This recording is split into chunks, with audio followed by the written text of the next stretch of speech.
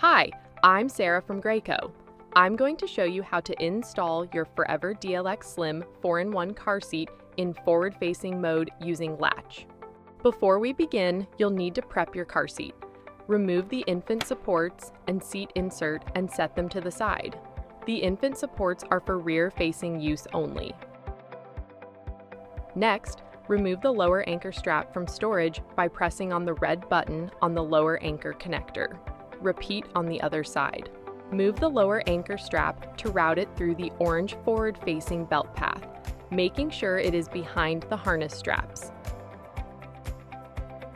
Unhook the tether strap from storage and lay it in the seat. Recline the car seat using the handle at the front of the seat into one of the 3 forward-facing recline positions, ensuring it is appropriate for your child's weight. Make sure it clicks into place. Place the car seat forward-facing in your vehicle. Make sure the base of the car seat is flat on the vehicle seat and at least 80% of the base is on the vehicle seat. For easier installation, fully extend the lower anchor strap by pressing on the gray button. Next, expose the forward-facing snug lock lock-off by lifting the headrest pad flap out of the way. Open the snug lock lock-off by lifting the gray lever.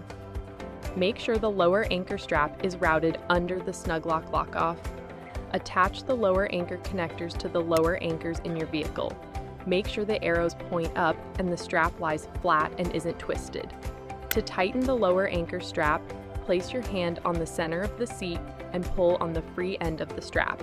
You can also pull the free end of the strap through the belt path to help tighten if needed.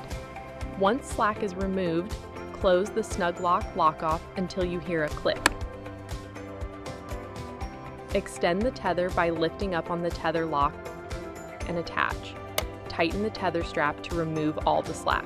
Test for tightness. Place your hands at the forward-facing belt path and move the seat side to side and front to back.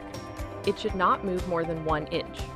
If the seat moves more than 1 inch, open the snug lock lock-off, remove more slack from the strap, close the snug lock lock-off, then retest for tightness. Reattach the seat insert if your child is less than 40 pounds by threading the buckle through the correct slot and placing the harness straps between the insert sides and middle section. Then, attach the pins on the insert strap on each side of the seat.